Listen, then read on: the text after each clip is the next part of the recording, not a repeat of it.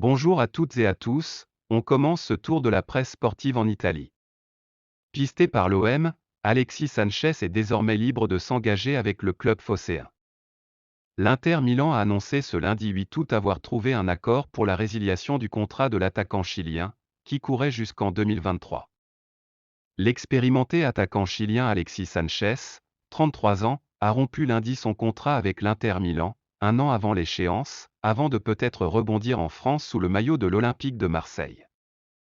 Avec qui il est en discussion. L'Inter Milan a annoncé sur son site avoir trouvé un accord pour la résiliation à l'amiable du contrat d'Alexis Sanchez. Le club souhaite remercier Alexis pour ses 3 saisons en Nerazzurro, ponctuées de 3 trophées, et lui souhaite le meilleur pour la suite de sa carrière, ajoute le communiqué.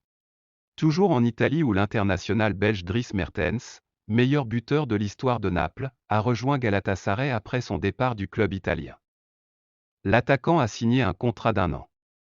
Dries Mertens prend la direction de la Turquie. L'attaquant âgé de 35 ans a signé un contrat d'1 saison avec Galatasaray. L'international belge n'avait pas prolongé avec Naples, dont il est devenu le meilleur buteur de l'histoire avec 148 buts toutes compétitions confondues. Celui qui a remporté 2 Coupes d'Italie avec les Partenopei aurait refusé une offre de la Juventus. Direction l'Angleterre pour Gonçalo Guedes.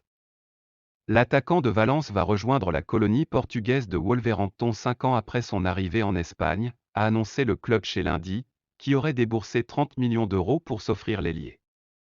D'abord prêté à l'été 2017 par le PSG, il avait été transféré définitivement l'année d'après, contre un chèque de 40 millions d'euros, un record pour une vente parisienne. Auteur de 40 buts et de 32 passes décisives en 198 matchs toutes compétitions confondues sous les couleurs valenciennes, Guedes a remporté la Copa del Rey en 2019 contre le FC Barcelone. On part maintenant en Espagne.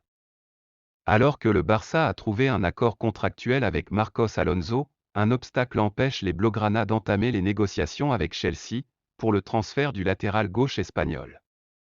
Les supporters du Barça vont encore devoir patienter avec de voir débarquer Marcos Alonso en Catalogne.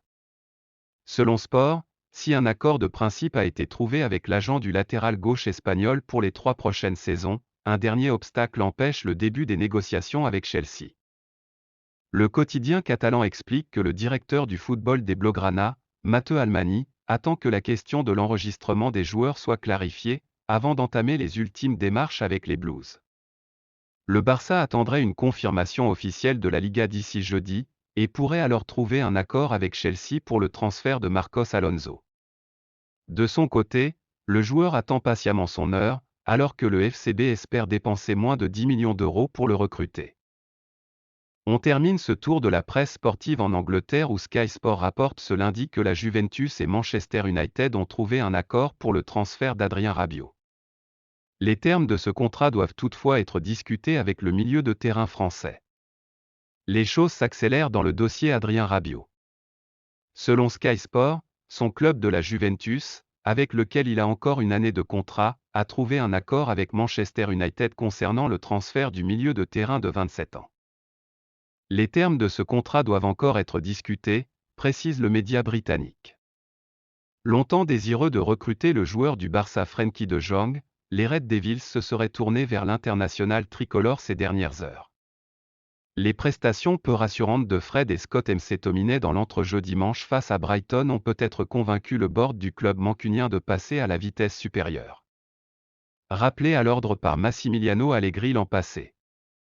Adrien Rabiot espère rebondir après une saison complète, 45 matchs toutes compétitions confondues, mais pas vraiment emballante.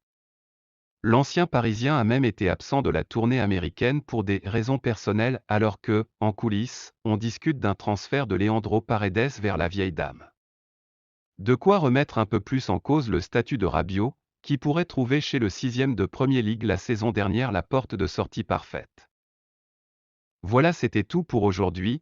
Merci de votre fidélité et bonne journée à vous, on se retrouve demain pour une nouvelle revue de presse.